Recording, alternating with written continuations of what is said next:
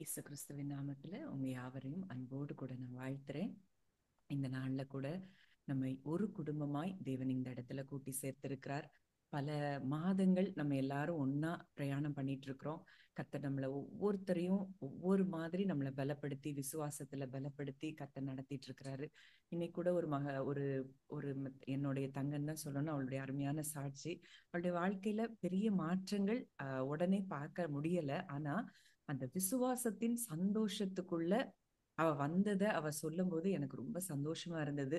இதுதான் முதல்ல நமக்குள்ள வரணும். அந்த விசுவாசத்தினால் உண்டாகும் அந்த சந்தோஷம் வரும்போது என்ன காரியங்களுக்காக நம்ம சவுண்டு ஜெபிக்கிறோம், அந்த காரியம். சவுண்ட் கேட்கலையோ? இப்ப நீ கேட்கலையான்னு கேட்டது மட்டும் கொஞ்சம் சவுண்டா கேட்டது. அப்படியா? ஆச்சா, ஓகேம்மா, கரெக்ட் பண்ணி. ம். ஆஹ் அந்த காரியத்துல நமக்கு சந்தோஷம் தான் முதல்ல வரணும். அந்த சந்தோஷம் வரும்போது அடுத்தடுத்து நம்ம வாழ்க்கையில அற்புதங்களை நாம பார்க்க ஆரம்பிப்போம். ஏன்னா பரிசுத்தாவின் பலத்தினாலதான் நமக்கு நம்பிக்கை பெருகும். நம்பிக்கையின் தேவன் நமக்கு விசுவாசத்தினால் உண்டாகும் எல்லாவித சந்தோஷ சமாதானம். அப்போ இன்னைக்கு நம்ம இருதயத்துல ஏன் அந்த சமாதானம் கெடுது, சந்தோஷம் கெடுது அப்படின்னு சொல்லி பார்த்தோம்னா, அந்த பிலிப்பியர் 4வது அதிகாரத்துல நம்ம பார்க்கிறோம். அங்க ஒரு பெரிய லிஸ்ட். அங்க பவுல் சொல்றாரு, எதை சிந்திக்க வேண்டும், எதை சிந்திச்சா நமக்கு சமாதானம் இருக்கும் அப்படிங்கிறத குறிச்சு ஒரு பெரிய லிஸ்ட் கொடுக்குறாரு. அந்த லிஸ்ட்டை நம்ம தியானிச்சு அந்த லிஸ்ட் நம்மளுடைய எண்ணங்கள்ல ஒவ்வொரு நொடி பொழுதும் நெகட்டிவான எண்ணங்களை எப்ப கொடுக்கறானோ அந்த நேரத்துல இது எங்க இருந்து வர்ற சிந்தனைன்னு சொல்லி நம்ம அறிந்து அந்த நிமிஷத்துல ஆவியானவருடைய துணையோடு கூட அந்த எண்ணங்களை நம்ம மேற்கொள்ளும் போது நம்ம எப்பவுமே சமாதானத்துல நிச்சயமா இருக்க முடியும். அப்பொழுது சமாதானம். இன்னைக்கு எனக்கு அதிகமா நான் மெசேஜ் வேறதான், ஆனா இன்னைக்கு எனக்கு என் கூட அந்த வார்த்தை பேசிட்டே இருந்தது. அப்பொழுது சமாதானத்தின் தேவன் உங்களோடு இருப்பார். அப்போ இன்னைக்கு சமாதானம் இல்லை சமாதானம் இல்லைன்னு சொல்லி நம்ம எவ்வளவோ நம்ம திங்க் பண்றோம். அப்போ இன்னைக்கு ஏன் அந்த சமாதானம் இல்லை அப்படின்னா, நம்ம ஏதோ ஒரு இடத்துல அவன் நம்முடைய அடையாளத்தை குறிச்சு நம்ம மேல தேவன் வைத்திருக்கிற அன்பை குறிச்சு எந்த இடத்துலலாம் நம்ம எண்ணங்கள்ல சந்தேகத்தை விதைக்கிறானோ அந்த இடத்துலதான் நம்ம சமாதானத்தை இழந்து போறோம். அதை குறிச்சு திங்க் பண்ண ஆரம்பிக்கிறோம், அதை பேச ஆரம்பிக்கிறோம். அது அது இன்னும் பெருசா மாறுது. அதை ஒருத்தர்கிட்ட சொல்ல மாட்டோம், இன்னும் ஒரு 4 பேர்கிட்ட சொல்லுவோம். இன்னும் 4 பேர்கிட்ட சொல்லும் போது அந்த திங்கிங் இன்னும் ரொம்ப பெருசாகுது. இப்படி அந்த லிஸ்ட்ல உண்மையுள்ளவைகள், ஒழுக்கமுள்ளவைகள், அன்புள்ளவைகள், கற்புள்ளவைகள் அப்படின்னு சொல்லி ஒரு பெரிய லிஸ்ட் இருக்கு. இந்த லிஸ்ட்ல இல்லாத எண்ணங்களை நம்ம சிந்திக்கும் போது சமாதானத்தின் தேவன், அந்த சமாதானம் நம்மளை விட்டு அகன்று போகிறத பார்க்கிறோம். அப்ப இன்றைக்கு தேவன் நம்ம கூட இடைப்படுகிறது நம்முடைய எண்ணங்கள். அதனாலதான் பவுல் அந்த ரோமர் 12:1-2 பார்க்கிறோம், நம்முடைய மனம் புதிதாகிறதினாலே மறுரூபம் ஆகுங்கள். அப்போ நம்ம மறுரூபம் எங்க நடக்கணும் முதல்ல அப்படின்னா மனதுல நடக்கணும். தேவனுடைய நன்மையும் பரிபூரணமான சித்தமும் இன்னதென்று பகுத்தறியத்தக்கதாக உங்கள் மனம் புதிதாகிறதினாலே மறுரூபமாகும். நம்ம மனசு புதுசாயிட்டே இருக்கணும். ஒவ்வொரு நொடி பொழுதும் அது ரெனியூ ஆயிட்டே இருக்கணும். இதுக்கு நமக்கு ஹெல்ப் பண்றவர் ஒரே ஒருத்தர், பரிசுத்த ஆவியானவர் மாத்திரம்தான். அவர் தாயாய் நம்ம கூட இருந்து, இல்ல இந்த இடத்துல நீ இதை சிந்திக்கிற, இந்த சிந்தனை இந்த எண்ணங்கள் உனக்கு தேவையில்லை, உனக்கு தகப்பனாகிய ஒரு தேவன் உன் கூட இருக்கிறாரு, அவர் இந்த காரியத்துல உனக்கு நிச்சய ஜெயத்தை தருவார்னு சொல்லி அந்த பரிசுத்த ஆவியானவருடைய சத்தத்துக்கு நம்ம எப்ப செவி கொடுக்க ஆரம்பிக்கிறோமோ அப்போ நம்ம வாழ்க்கையில அந்த சமாதானம் தொலைந்து போகவே செய்யாது. ஒவ்வொரு நாளும் அந்த சமாதானத்துல நம்ம வாழ முடியும். ஏன்னா இயேசு கிறிஸ்து சொல்றாரு, அவருடைய சமாதானத்தை தான் நமக்கு கொடுத்திருக்கிறாராம். அப்போ ஏன் அந்த சமாதானத்துல நம்மளால வாழ முடியல அப்படின்னா, நம்முடைய எண்ணங்கள்ல ஏதோ ஒரு வகையில சத்துருவுக்கு இடம் கொடுக்கிறோம். இன்னைக்கு உங்க இருதயத்துல நீங்க சிந்தித்து பாருங்க, எந்த இடத்துல சத்துருவுக்கு நம்ம இடம் கொடுக்கிறோம். அதுதான் அவனுக்கு ஒரு லூப் போலா நமக்குள்ள நம்ம எண்ணங்கள்ல புகுந்து, அது ஒருவேளை சரீர பிரகாரமான பலவீனங்களை கொண்டு வரலாம், இல்ல குடும்பங்கள்ல பிரச்சனைகளை கொண்டு வரலாம், இல்ல பினான்சியல் ஸ்ட்ரகிளை கொண்டு வரலாம். இது எல்லாத்துக்குமே நம்ம தான் எங்கேயாவது ஒரு இடத்தை அவனுக்கு திறந்து கொடுத்திருப்போம். இன்னைக்கு பரிசுத்த ஆவியானவருடைய கனிகள்ல பார்க்கும்போது அந்த முதல் 3 கனிகள் அன்பு, சந்தோஷம், சமாதானம். இந்த 3ம் நமக்கு இருந்ததுன்னா அடுத்தடுத்ததெல்லாம் அது தானா நமக்குள்ள இருந்து செயல்பட ஆரம்பிக்கும். அப்போ இந்த அன்பு எந்த இடத்துல எல்லாம் நமக்கு முறுமுறுப்பு இருக்குதோ, அன்றைக்கு இஸ்ரவேல் ஜனங்கள் தேவனுக்கு விரோதமா என்ன செய்யறாங்க? முறுமுறுக்கிறாங்க. மோசேக்கு விரோதமா முறுமுறுக்கிறாங்க. இந்த அன்பற்ற அந்த தன்மை தான் அந்த ஜனங்களுக்கு அந்த ப்ராமிஸே என்ன செய்ய முடியல, சுதந்திரித்து கொள்ள முடியாமல் போனதை நம்ம பார்க்கிறோம். அப்ப இன்றைக்கு நம்ம வாழ்க்கையில எந்தெந்த இடத்துல நம்ம முறுமுறுத்துட்டு இருக்கிறோம், இது ஏன் நடக்கல, இது ஏன் இப்படி ஆண்டவர் செய்யல, இப்படின்னு ஆண்டவரை குறிச்சு முறுமுறுப்பு, மனிதர்களை அவங்க அப்படி இருக்கிறாங்க அதனாலதான் என் வாழ்க்கை இப்படி இருக்கு இப்படின்னு மனிதர்களை குறித்த முறுமுறுப்பு, இப்படி அன்பற்ற நிலைமையில நம்ம எங்கெல்லாம் செயல்படுறோமோ அங்கெல்லாம் சத்ருவுக்கு நம்ம என்ன செய்யறோம்? இடம் கொடுக்கிறோம். அந்த சந்தோஷத்தை நம்ம அன்பு இருந்ததுன்னா, அந்த நம்ம யோவான்ல நம்ம தியானிச்சு பார்க்கும்போது ஆண்டவர் சொல்றாரு, நான் உங்களிடத்தில் அன்பாய் இருக்கிறது போல நீங்களும் ஒருவரிடத்தில் ஒருவர் அன்பாயிருங்கள், என்னுடைய சந்தோஷம் உங்களில் நிலைத்திருக்கும்படிக்கும் உங்கள் சந்தோஷம் நிறைவாயிருக்கும்படிக்கும் இவைகளை உங்களுக்கு சொன்னேன். அப்போ இந்த அன்புங்கிற ஒரு இடத்துல நம்ம ஆழமா வேரூன்ற நம்முடைய இருதயத்துல இருந்து அந்த சந்தோஷத்தை எடுக்கவே முடியாது. இன்னைக்கு நமக்கு ஒரே ஸ்ட்ரகிள், தேவனுடைய அன்பையும் நம்ம உணர்ந்து கொள்ள முடியல. அதனால நம்ம மனிதர்கள் மேல வைக்கிற அன்பும் எப்படி இருக்குன்னா குறைவுள்ள அன்பா இருக்கு. அதிகமா இந்த நாட்கள்ல நாங்களும் அன்பை குறிச்சு தியானிச்சுட்டு இருக்கிறோம். நீங்க அந்த அன்பை குறித்ததான வேத வசனங்களை நிறைய தியானிச்சு பாருங்க. தேவன் எப்படி அன்பா இருந்தாரு, இன்றைக்கு நம்முடைய அன்பு எப்படி எவ்வளவு குறைவுள்ளதா இருக்கு. ஆனா வசனம் சொல்லுது, மேலும் நமக்கு அருளப்பட்ட பரிசுத்த ஆவியினாலே தேவனுடைய அன்பு நம்முடைய இருதயங்களில் ஊற்றப்பட்டிருக்கிறபடியால் அந்த நம்பிக்கை நம்மை வெட்கப்படுத்தாது அப்படின்னு சொல்லி வேதம் சொல்லுது. அப்ப இன்னைக்கு அவருடைய அன்பு தான் நம்முடைய இருதயத்துல அவர் ஊற்றி இருக்கிறாரு. அப்போ நம்ம ஏன் அந்த அன்புல செயல்பட முடியலன்னா, நம்ம இன்னும் அந்த ட்ரூத்தை என்ன செய்யல, விளங்கி கொள்ளல. அவரை நமக்குள்ள வாழ விடல. நம்ம என்ன செய்யறோம்? நம்முடைய ஹியூமன் ஸ்பிரிட்ல இருந்து நம்ம சென்சஸ் சொல்ற காரியங்கள் மூலமாய் நம்ம வாழ ஆரம்பிக்கிறோம். கண்கள் சொல்றது, காது சொல்றது, மூளை சொல்றது. நம்ம ஒரு நபரை பார்க்கும்போது பலவிதமான பொய்கள். ஒருவேளை இன்னைக்கு நம்ம யாரையோ சந்திக்கிறோம், அவங்க ஒருவேளை நமக்கு நல்லா தெரிஞ்சவங்களா கூட இருக்கலாம். ஆனா கண்டுக்கிடாத மாதிரி அவங்க போயிருக்கலாம். அவங்க சூழ்நிலை என்னன்னு நமக்கு தெரியாது. ஆனா நம்ம மைண்ட்ல அவங்கள குறித்ததான அத்தனை எண்ணங்கள், நெகட்டிவ் தாட்ஸ் நமக்குள்ள வந்துட்டே இருக்கும். அப்போ அந்த இடத்துல நம்ம எதுல லேக் ஆயிடுறோம்? அன்புல குறைஞ்சு போயிடும். இந்த இடத்துல சிந்தனைகள்ல வீணான சிந்தனைகளை நம்ம உள்ள கொடுத்து நமக்கு நாமே நம்ம உள்ள விட்டு நம்ம என்ன செய்யறோம்? சத்ருவுக்கு இடம் கொடுக்கிறோம். அதனாலதான் பிசாசுக்கு இடம் கொடாமலும் இருங்கள். அப்ப பிசாசுக்கு நம்ம எந்த இடத்துல இடம் கொடுக்கிறோம்னா, இந்த அன்புல குறைவுபடும் போது, சந்தோஷத்துல குறைவுபடும் போது, சமாதானத்துல குறைவுபடும் போது நம்ம அவனுக்கு ஒரு பெரிய வாசலை என்ன செய்யறோம்? திறந்து கொடுக்கிறோம். நமக்கு யார பத்தின கசப்பு உணர்வோ, அவங்க தவறே செஞ்சா கூட, இன்னைக்கு நம்ம எவ்வளவோ தவறுகள் செஞ்சவங்க தான் நமக்கு நல்லா தெரியும். ஆனா நம்ம தேவன் மாத்திரம் இன்னைக்கு மன்னிக்கலனா, மன்னித்து அவருடைய பிள்ளையா ஏற்றுக்கொள்ளலனா, இந்த இடத்துல நீங்களும் கிடையாது, நானும் கிடையாது. அப்போ அவருடைய அன்பு, அவருடைய மன்னிக்கிற குணம் எவ்வளவு பெருசு. இன்னைக்கு அவருக்கு பிள்ளைன்னு சொல்ற நம்முடைய இருதயம் இன்னைக்கு எப்படி இருக்குது, எவ்வளவு தூரம் மற்றவங்களை மன்னிக்கிறோம், அன்பு செலுத்துறோம் அப்படிங்கிறதுல இன்னும் நம்ம, அதாவது இப்போ இவ்வளோ நாட்கள் நம்ம விசுவாசத்தை குறிச்சு ஆழமா நம்ம தியானிச்சோம்.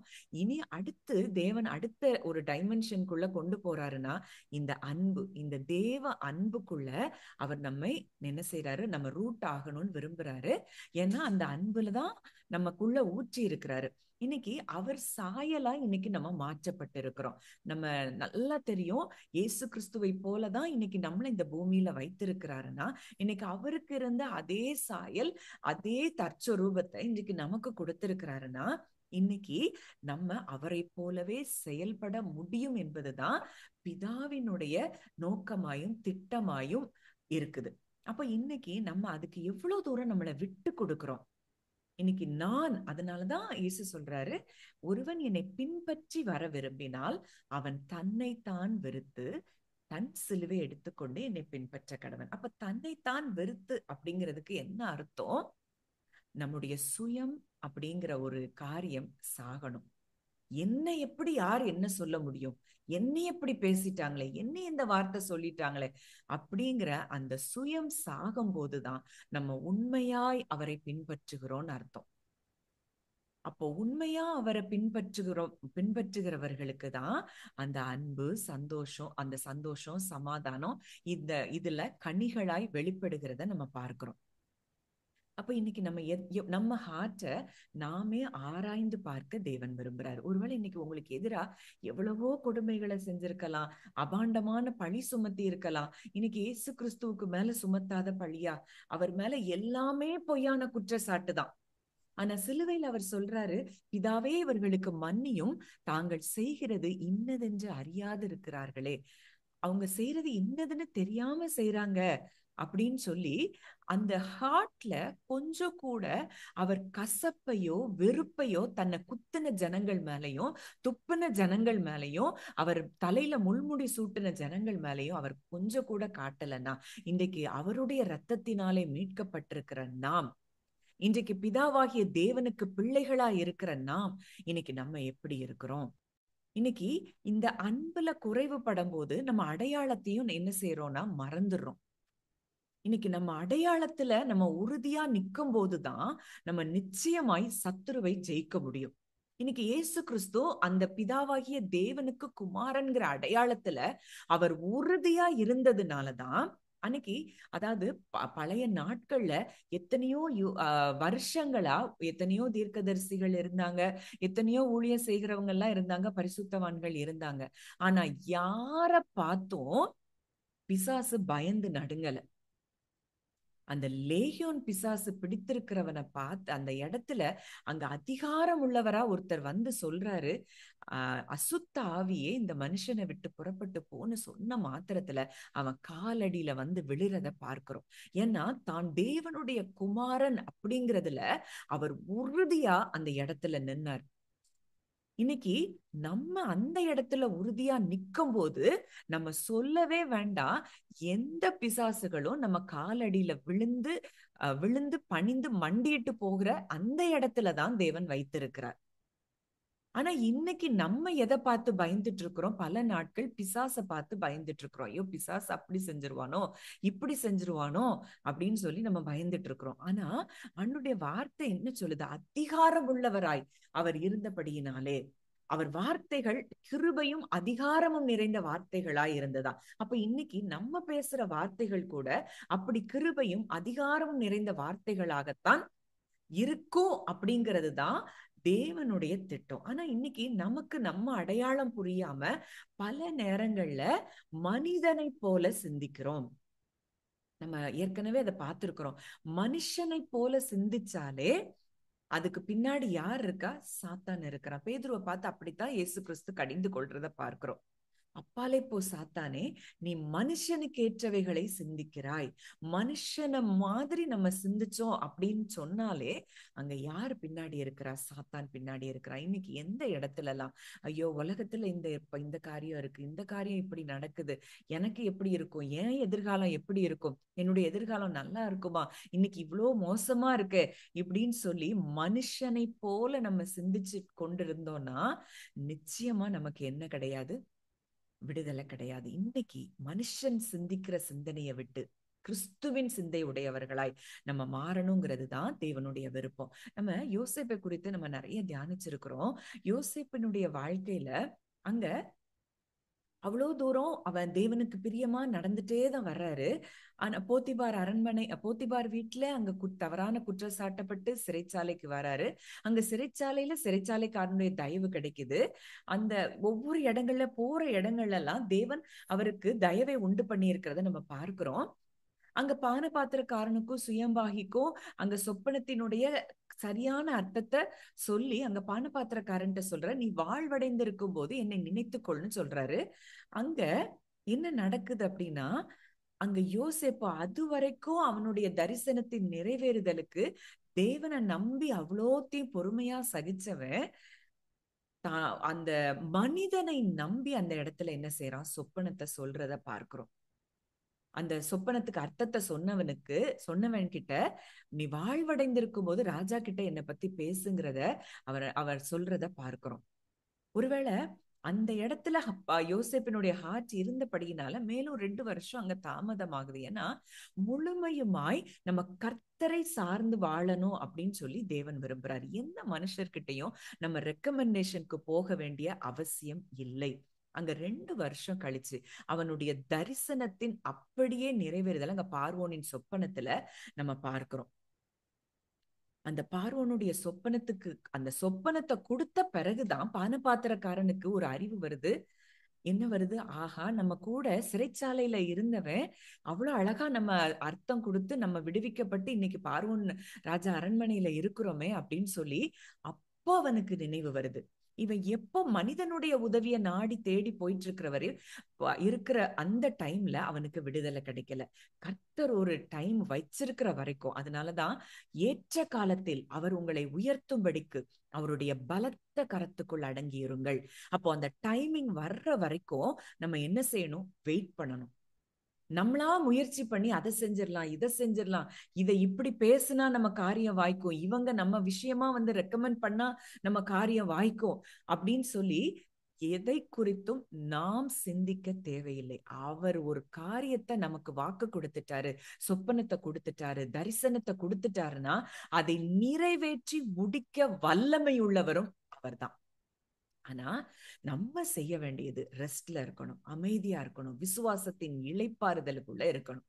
அப்போ இன்னைக்கு நம்ம பார்க்கிற மெசேஜ் என்ன அப்படின்னா, நம்ம யாக்கோபு 2வது அதிகாரம் 21ல இருந்து 25 வரைக்கும் வாசிக்கலாம்.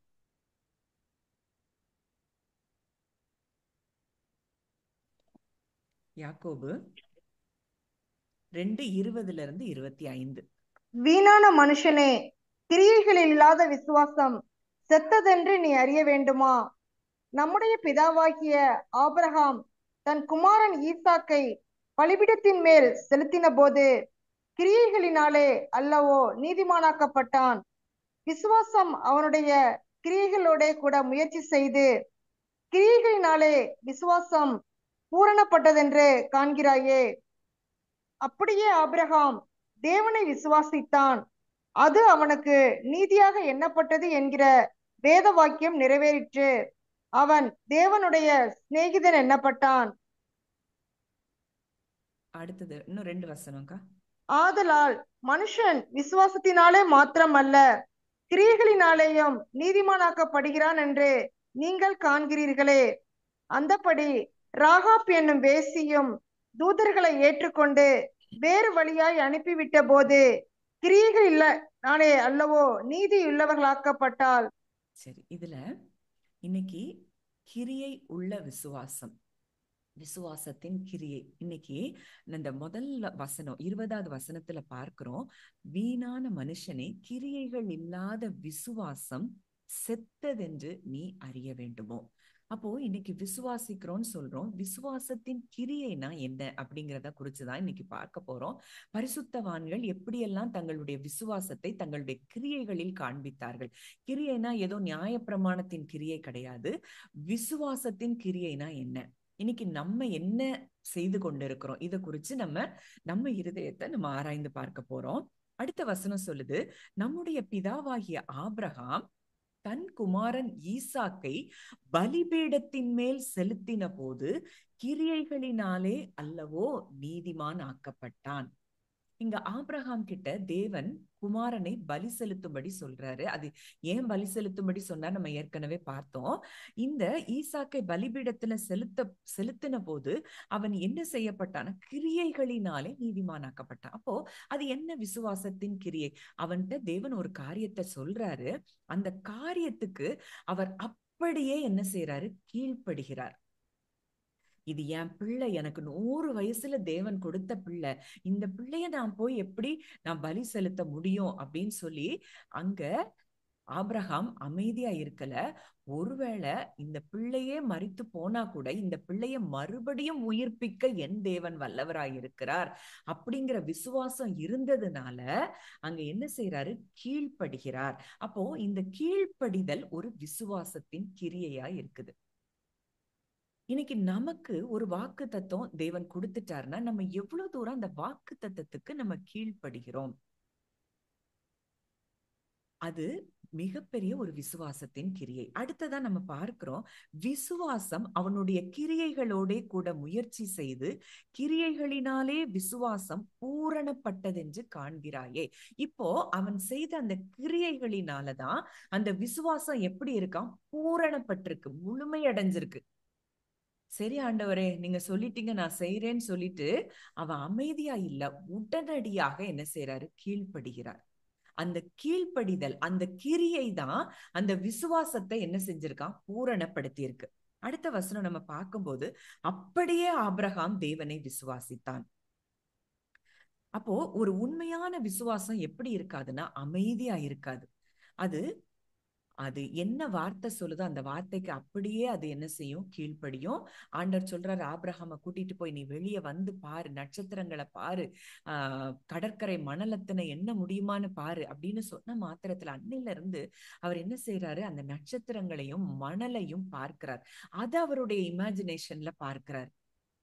இன்னைக்கு நமக்கும் கூட தேவன் பல நேரங்கள்ல ஆலோசனைகளை கொடுக்கிறாரு. நம்ம இருதயத்துல அவர் பேசிட்டே தான் இருக்கிறாரு. அந்த சத்தத்துக்கு கீழ்ப்படுகிறோமா? இல்ல நம்ம 5 சென்சஸ் சொல்லுகிற சத்தத்துக்கு கீழ்ப்படுகிறோமா? நம்ம இன்னர் மேன் எவ்வளோத்துக்கு எவ்வளோ ஒவ்வொரு நாளும் பலப்பட்டு கொண்டே இருக்கிறதோ அவ்வளோத்துக்கு அவ்வளோ அவுட்டர் மேனோடைய சத்தம் என்ன செஞ்சிரும்னா சைலண்ட் ஆயிரும். இன்னைக்கு அவுட்டர் மேனுடைய சத்தம் நமக்கு அதிகமா இருக்கிறதுனால இன்னர் மேன்ல இருக்கிற சத்தம் நமக்கு என்ன செய்ய மாட்டேங்குது? கேட்க மாட்டேங்குது. இன்னைக்கு அந்த இடத்துக்கு நம்ம இன்னர் மேன்ல இருக்கிற அந்த வாய்ஸ நம்ம என்ன செய்யணும்? தெளிவா கேட்க ஆரம்பிக்கணும்.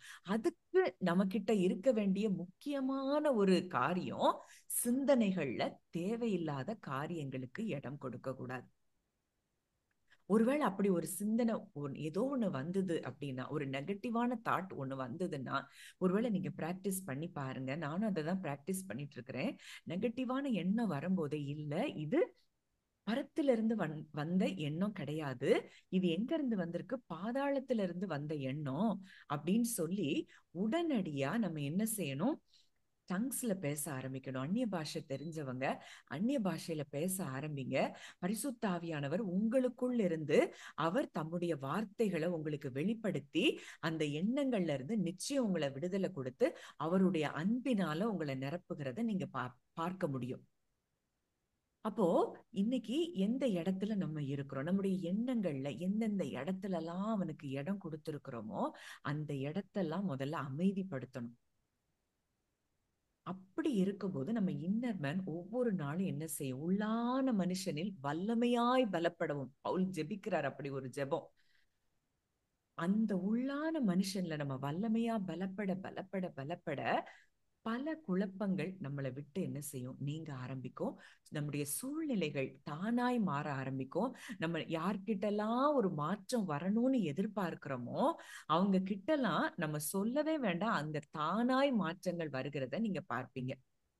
இப்போ இது எல்லாமே எங்க இருக்குன்னா நம்ம கிட்டதான் இருக்கு. நம்ம இதுவரைக்கும் மற்றவங்களை குறை சொல்லிட்டே இருந்தோம். ஆனா மற்றவங்களை குறை சொல்றதுல அது பிரயோஜனமே இல்லை. நம்ம ஹார்ட் என்ன செய்யணும்? ஒவ்வொரு நேரமும் நம்ம சரி பண்ணிட்டே இருக்கிறோம். என் ஹார்ட் அன்புல செயல்படுதா? என் ஹார்ட் சந்தோஷத்துல இருக்குதா? சமாதானத்துல இருக்குதா? அதனாலதான் நீதிமொழிகள்ல பார்க்கிறோம், எல்லா காவலோடும் உன் இருதயத்தை காத்துக்கொள், அதினின்று ஜீவ ஊற்று புறப்படும். நம்ம இருதயத்திலிருந்து ஜீவ ஊற்று புறப்படணும்னா நம்ம இருதயத்தை காத்து கொள்ள வேண்டியது ரொம்ப அவசியம். நம்மளை பார்க்கும் போதே கிறிஸ்துவை பார்க்கக்கூடிய அளவுக்கு அவருடைய சாயலாய் நம்ம என்ன செய்யணுமா? அவருடைய சாயலாகத்தானே மகிமையின் மேல் மகிமை அடைந்து மறுரூபப்படுகிறோம் அப்படின்னு இருக்குன்னா, அப்ப அவருடைய சாயலாய் நம்ம எப்படி மாற முடியும்னா இந்த பிராக்டிஸ் எல்லாம் நிச்சயமா நம்ம பண்ணி ஆகணும். அப்பதான் தேவ புத்திரர்களாய் இந்த உலகத்தை கலக்குகிறவர்களாய் நம்ம நிச்சயம் என்ன செய்ய முடியும்? மாற முடியும். அப்போ அடுத்த வசனம் சொல்லுது, அங்கே அப்படியே ஆபிரகாம் தேவனை விசுவாசித்தான், அது அவனுக்கு நீதியாக எண்ணப்பட்டது என்கிற வேத வாக்கியம் நிறைவேறிற்று, அவன் தேவனுடைய சிநேகிதன் எனப்பட்டான். அப்போ தேவனுடைய சிநேகிதன் யாரு அப்படின்னா, அவர் வார்த்தைக்கு அப்படியே கீழ்ப்படுகிறவன். அவர் ஒரு வாக்குத்தத்தம் கொடுத்துட்டாரா, அதை அப்படியே நம்புற மனுஷன்தான் அவருக்கு சிநேகிதனா இருக்க முடியும். இந்த ஆபிரகாம் கிட்ட அந்த நேச்சரை நம்ம பார்க்கிறோம். அப்ப அவர் ஒரு வார்த்தை சொன்னாரா, அதை அப்படியே நம்புறதும் அதுக்கு அப்படியே கீழ்ப்படுகிறதும் அங்கே ஆபிரகாம் கிட்ட இருந்தது.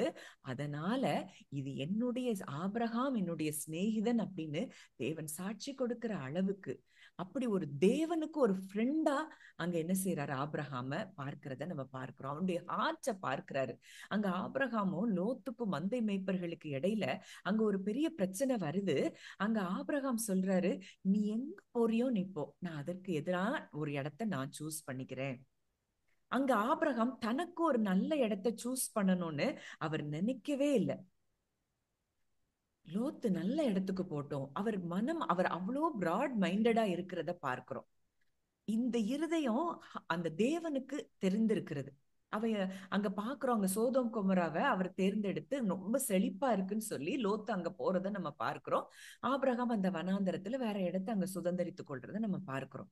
அப்ப இன்னைக்கு நம்ம ஹார்ட் எப்படி இருக்கு, நம்ம எவ்வளவு பிராட் மைண்டடா இருக்கிறோம், நம்ம இருதயத்தை வைத்துதான் நமக்கு அவர் சிநேகிதனா இருக்கிறாரா, நம்ம அவருக்கு சிநேகிதரா இருக்கிறோமா என்னங்கிறத நம்ம ஆராய்ந்து கொள்ளணும்.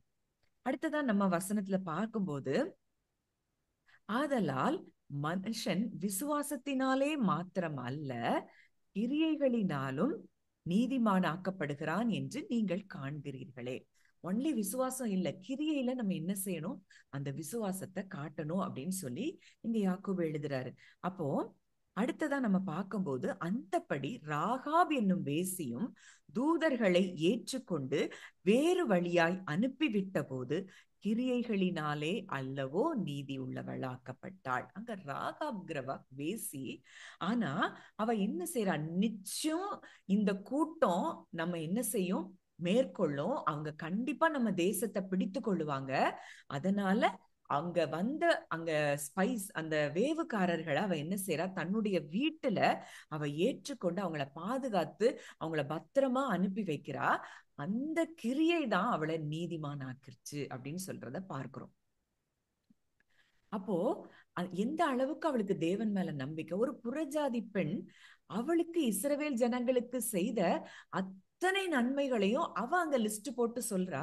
ஆனா அந்த அத்தனை நன்மைகளையும் அனுபவித்த இஸ்ரவேல் ஜனங்களுக்கு அந்த அந்த கொஞ்சம் கூட அந்த தேவனை குறித்ததான அந்த அறிவோ அன்போ அவங்களுக்கு இல்லாததை பார்க்கிறோம். இன்னைக்கு நம்ம இருதயம் எப்படி இருக்கு, இன்னைக்கு நம்ம வாழ்க்கையிலயும் நம்ம சோதிச்சு பார்த்தோம்னா எத்தனையோ நன்மைகளை தேவன் செஞ்சிருக்கிறாரு. ஆனா அது எல்லாத்தையும் மறந்துட்டு சாதாரண மனிதர்களை போல நம்ம என்ன செய்யறோம், புலம்பிட்டு முறுமுறுத்துட்டு இருக்கிறத நம்ம பார்க்கிறோம். நம்ம வாழ்க்கை இன்னைக்கு நிச்சயமா மாறணுங்கிறது தேவனுடைய விருப்பமா இருக்கு. அப்போ faith without works is dead. அதாவது கிரியைகள் இல்லாத விசுவாசம் எப்படி இருக்கு, செத்ததாய்தான் இருக்கு. இப்போ நம்ம நோவாவினுடைய வாழ்க்கையை நம்ம பார்த்தோம் அப்படின்னா, நோவா அங்க தேவன் நோவாவோடு கூட பேசுறாரு. அங்க நோவா என்ன செய்யறாரு, தேவனுக்கு கீழ்ப்படிஞ்சு அங்க அவ்வளோ பெரிய ஒரு வெள்ளம் வரப்போகுதுன்னு எச்சரிக்கிறாரு. அந்த எச்சரித்தது மாத்திரம் இல்ல, தேவன் சொன்னபடியே அது வரைக்கும் உலகத்துல மழை இல்ல, அப்படி ஒரு வெள்ளம் கிடையாது, புயல் கிடையாது, எதுவுமே கிடையாது. அவங்களுக்கு அப்படின்னா என்னன்னே தெரியாது. ஆனா தேவன் சொன்னார் அப்படிங்கிற ஒரே காரியத்துக்காக அவர் அவ்வளோ பெரிய கப்பல் என்ன செய்யறாரு, கட்டுறத நம்ம பார்க்கிறோம்.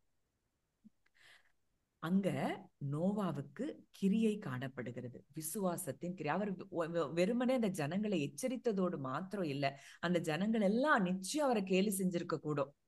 என்ன இப்படி ஒரு மனுஷன், ஒரு கிறுக்கு மனுஷன் இப்படியா இந்த வெள்ளத்துல இப்படியெல்லாம் ஒரு வெள்ளம் வருமா, இதுவரைக்கும் நமக்கு எங்க வந்திருக்கு, இப்படி இவர் செய்யறாருன்னு சொல்லி எல்லாரும் ஒருவேளை கேலி பண்ணியிருப்பாங்க, அவமானமா பேசியிருப்பாங்க. ஆனா அதெல்லாம் அவர் எதையும் கண்டு கொள்ளல.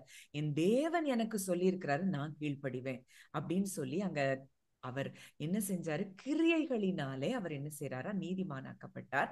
அது நிமித்தம் அவர் என்ன செய்யறாரு, அவரும் அவருடைய குடும்பமும் பாதுகாக்கப்பட்டதை பார்க்கிறோம். அடுத்ததா அந்த பெரும்பாடுள்ள ஸ்திரீ.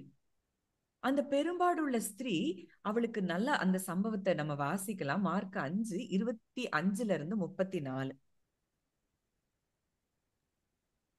அப்பொழுது 12 வருஷமாய் பெரும்பாடுள்ள ஒரு ஸ்திரீ அநேக வைத்தியர்களால் மிகவும் வருத்தப்பட்டு தனக்கு உண்டானவைகளையெல்லாம் செலவழித்தும் சற்றாகிலும் குணமடையாமல் அதிக வருத்தப்படுகிற பொழுது இயேசுவை குறித்து கேள்விப்பட்டு, நான் அவருடைய வஸ்திரங்களை ஆகிலும் தொட்டால் சொஸ்தமாவேன் என்று சொல்லி ஜனக்கூட்டத்துக்குள்ளே அவருக்கு பின்னாக வந்து அவருடைய வஸ்திரத்தை தொட்டால் உடனே அவளுடைய உதிரத்தின் ஊறல் நின்று போயிற்று. அந்த வேதனை நீங்கி ஆரோக்கியம் அடைந்ததை அவள் தன் சரீரத்தில் உணர்ந்தாள். அப்போ இங்க இந்த பெரும்பாடுள்ள ஸ்திரீ அத்தனை டாக்டர்ஸ்ட போயிட்டா, அங்க கொஞ்சம் கூட அவ சரீரத்துல சற்றாகிலும் குணமடையாமல், கொஞ்சம் கூட அவளுக்கு உடம்புல ஹீலிங்கிறதே இல்ல. ஆனா இயேசுவை குறித்து அவள் கேள்விப்படுகிறாள். என்ன கேள்விப்பட்டிருக்கிறா? அவர் எப்படியெல்லாம் அற்புதம் செய்யறார், எப்பேற்பட்ட வியாதியை அவர் சுகமாக்குகிறார் அப்படின்னு சொல்லி அவரை குறித்து கேள்விப்பட்டு, நான் அவருடைய வஸ்திரங்களை ஆகிலும் தொட்டால் சொஸ்தமாவேன். அவ தனக்குள்ளேயே முதல்ல சொல்றா, நான் போவேன், அவருடைய வஸ்திரங்களை தொட்டா நான் என்ன செய்வேன், சுகமாவேன் அப்படின்னு சொல்லி தன்னுடைய வாயினால் அதை அறிக்கையிட்டு அவ என்ன செய்யறா, அவ சொன்னதோடு மாத்திரம் இல்ல, இந்த இயேசு எப்போவாது இங்க வந்தா நான் அவரை போய் பார்ப்பேன், அவர் எனக்கு என் தலையில கை வச்சு ஜோம் பண்ணா நான் சுகமாவேன், இப்படியெல்லாம் அவ எந்த இடத்துக்குமே போல, அவர்கிட்ட ஜெபிக்கவும் இல்லை. நான் போவேன், நான் தொடுவேன், நான் சுகமாவேன். இதுதான் அவளுடைய விசுவாசமா இருந்தது. அவ விசுவாசம் இருக்கு, இயேசு என்னைய சுகமாக்குவார்னு சொல்லிட்டு அவ என்ன செய்யல, அப்படியே அமைதியா இருக்கல. அங்க போறா. அங்க ஜனக்கூட்டத்துக்கு பின்னாடி, அங்க அவளை எத்தனை பேர் தடுத்திருப்பாங்க. ஏன்னா இவளுடைய வியாதி அங்க எல்லாருக்கும் தெரியும். அந்த நிச்சயமா இவள் தீட்டுள்ள பெண், இவ அப்போ அந்த கூட்டத்துக்குள்ளேயே வரக்கூடாதுன்னு சொல்லி எல்லாரும் தடுத்திருப்பாங்க. ஆனா அதை எல்லாவற்றையும் மீறி அங்க என்ன செய்யறா, அவருக்கு பின்னாடி போய் அவருடைய வஸ்திரத்தை தொடுறா. அவளுடைய உதிரத்தின் ஊறல் நின்று போயிற்று. அடுத்ததான் நம்ம பாக்குறோம், அப்பதான் வல்லமை என்ன செய்து அவர்கிட்ட இருந்து புறப்படுது. அப்போ விசுவாசத்தின் கிரியை அவளுக்குள்ள அங்க செயல்படும் போது அங்க வல்லமை என்ன செய்து புறப்படுறத பார்க்கிறோம். இன்னைக்கு நம்ம விசுவாசிக்கிறோம்னு சொல்றோம், ஆனா என்ன கிரியையை வெளிப்படுத்துறோம், அதை இன்னைக்கு நம்ம கொஞ்சம் நல்லாவே பார்க்க போறோம். அத பார்த்து நம்ம மைண்ட்ல அதை ஆழமா பதிச்சு, அந்த காரியத்தை நம்ம என்ன விசுவாசத்தின் கிரியை இந்த நாட்கள்ல நம்மளால செய்ய முடியும் அப்படிங்கிறத நம்ம டீப்பா நம்ம யோசிச்சு தியானிச்சு பார்க்கும் போது, அதை நம்ம லைஃப்ல அப்ளை பண்ணோம் அப்படின்னா நிச்சயமா நாமும் தேவனுக்கு இன்னைக்கு பிள்ளைகளா இருக்கிறோம். அவர் ஃப்ரெண்டு மாதிரி ஆபிரகாம் கிட்ட எதையுமே மறைக்காம சொன்னது போல நமக்கும் எல்லா காரியங்களையும் வெளிப்படுத்துவார். இன்னைக்கு இந்த பெண், இந்த பெரும்பாடுள்ள ஸ்திரீக்கு எப்படி ஒரு அற்புத சுகம் கிடைச்சதோ, இதே போன்ற சுகம் நம்ம வாழ்க்கையிலையும் தேவன் நமக்கு தர அவர் வல்லவராய் இருக்கிறார். அவர் ஏற்கனவே அந்த சுகத்தை நமக்கு சிலுவையில கொடுத்துட்டு போயிட்டாருங்கிற விசுவாசம் எத்தனை பேருக்கு இருக்குதோ அத்தனை பேரும் அந்த சுகத்தை நிச்சயமா பெற்றுக்கொள்ள முடியும். அப்போ அடுத்ததை நம்ம பார்க்கும்போது, அந்த வார்த்தையாகிய தேவனை அந்த விசுவாசம் அப்படிங்கிற அந்த காரியம் தொடும் பொழுது அடுத்த நிமிஷம் அவருக்குள்ள இருந்து வல்லமை என்ன செய்து புறப்படுது. இன்னைக்கு தேவனுடைய வல்லமை நம்ம வாழ்க்கையில செயல்படணும் அப்படின்னா அந்த விசுவாசமும் விசுவாசத்தின் கிரியையும் நமக்குள்ள இருந்து நிச்சயம் என்ன செய்யணும், செயல்பட வேண்டியது ரொம்ப முக்கியமா இருக்கு. அது மாதிரி நம்ம அந்த திமிர்வாதக்காரனுடைய காரியங்களை பார்க்கும்போது அங்க 4 பேருடைய விசுவாசம், அங்க எப்படினாலும் இந்த இயேசு சுகம் கொடுப்பார்னு சொல்லி அந்த வீட்டு கூரைய பிரிச்சு அந்த இடத்துல இறக்குறாங்க. அப்போ இது என்ன செய்யுது, அவங்களுடைய ஆக்ஷனை காட்டுது. Faith in action. அந்த பெரும்பாடுள்ள ஸ்திரீ அங்க அவளுடைய அந்த விசுவாசம் அவளை என்ன செய்து முழுமையுமாய் சுகமாக்குறத பார்க்கிறோம். ஒரு பூர்ண சுகத்தை அவ ஹோல்னஸ் என்ன செய்யறா, பெற்றுக்கொள்றா. இப்போ இந்த மனிதர்களுடைய கிரியை என்னன்னா அது ஆக்ஷன்ல காட்டுறாங்க. 4 பேர் கூரைய பிரிச்சுனாலும் இறக்குவோம், இந்த இயேசு அவனை சுகப்படுத்துவார். அவங்க விசுவாசத்தை அவங்க சும்மா ஏதோலாம் இறக்கல. அவங்க 4 பேர், அந்த இறக்குன 4 பேருக்கும் ஒரு பரிபூரண விசுவாசம் இருந்தது. இந்த இயேசு கிட்ட போனா சுகம் நிச்சயம். இன்னைக்கு காலமா நம்ம அவரை தான் தேவன்னு சொல்லி ஆராதித்து கொண்டிருக்கிறோம். நமக்கு இந்த நம்பிக்கை இருக்கா? நம்ம யார ஆராதிக்கிறோம்? எவ்வளோ பெரிய தேவனை ஆராதிக்கிறோம்? இந்த அண்ட சராசரங்களையும் படைத்து உயிருள்ள தேவனா இருக்கிற அந்த தேவனை நம்ம ஆராதிக்கிறோம் அப்படிங்கிற அந்த எண்ணம் நமக்கு இருந்ததுன்னா நமக்கு என்ன செய்ய மாட்டோம்? எதை குறித்தும் நமக்கு என்ன செய்யாது? பயம் வராது. அப்ப அடுத்ததா நம்ம பார்க்கிறோம் அந்த நல்ல சமாரியனுடைய கதை. இங்க லேவியன் வராரு, ஆசாரியன் வராரு, யாருமே என்ன செய்யல? உதவி செய்யல. ஆனா இந்த சமாரியன் மாத்திரம் அந்த திருடர் கையில அகப்பட்ட அந்த மனிதனுடைய காயங்களுக்கு மருந்து கட்டி அங்க ஒரு சத்திரத்துல கொண்டு விட்டு அவனை பராமரிக்கும்படி காசும் கொடுத்து அங்க என்ன செய்யறாரு? அவனை காப்பாற்றுறாரு. இப்போ இந்த உண்மையான விசுவாசம் என்ன செய்யுது? அன்பின் கிரியைய அங்க வெளிப்படுத்துது. அப்போ இதே ஆண்டவர் சொல்றாரு, நீயும் இதையே செய் அப்படின்னு சொல்றாரு. அப்போ விசுவாசத்தின் கிரியையில அங்க அன்பு மிக முக்கியமான ஒரு காரியமா இருக்கு. அடுத்ததா கடைசி ஒரு காரியத்தை நம்ம பார்த்து அடுத்து நம்ம இன்னைக்கு என்ன விசுவாசத்தின் கிரியைய நம்ம வாழ்க்கையில வெளிப்படுத்தணும் அப்படிங்கிறத நம்ம பார்க்க போறோம். 1 ராஜாக்கள் 17ஆம் அதிகாரம் 8 முதல் 16. 1 ராஜாக்கள் 17 8 முதல் 16. அப்பொழுது கர்த்தருடைய வார்த்தை அவனுக்கு உண்டாயிற்று. அவர், நீ எழுந்து சீதோனுக்கு அடுத்த சாரிபாத் ஊருக்கு போய் அங்கே தங்கியிரு. உன்னை பராமரிக்கும்படி அங்கே இருக்கிற ஒரு விதவைக்கு கட்டளையிட்டேன் என்றார். அப்படியே அவன் எழுந்து சாரிபாத்துக்கு போனான். அந்த பட்டணத்தின் ஒளிமுக வாசலுக்கு அவன் வந்தபோது அங்கே ஒரு விதவை விறகு பொறுக்கி கொண்டிருந்தாள். அவன் அவளை பார்த்து கூப்பிட்டு, நான் குடிக்கிறதற்கு கொஞ்சம் தண்ணீர் ஒரு பாத்திரத்தில் எனக்கு கொண்டு வா என்றான்.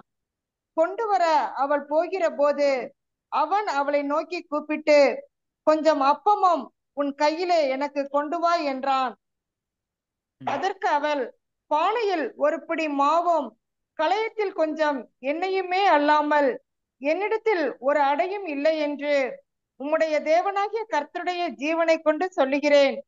இதோ நானும் என் குமாரனும் சாப்பிட்டு செத்து போக அதை எனக்கும் அவனுக்கும் ஆயத்தப்படுத்துகிறதற்கு 2 விறகு பொறுக்குகிறேன் என்றாள். அப்பொழுது எலியா அவளை பார்த்து, பயப்படாதே, நீ போய் உன் வார்த்தையின்படி ஆயத்தப்படுத்து.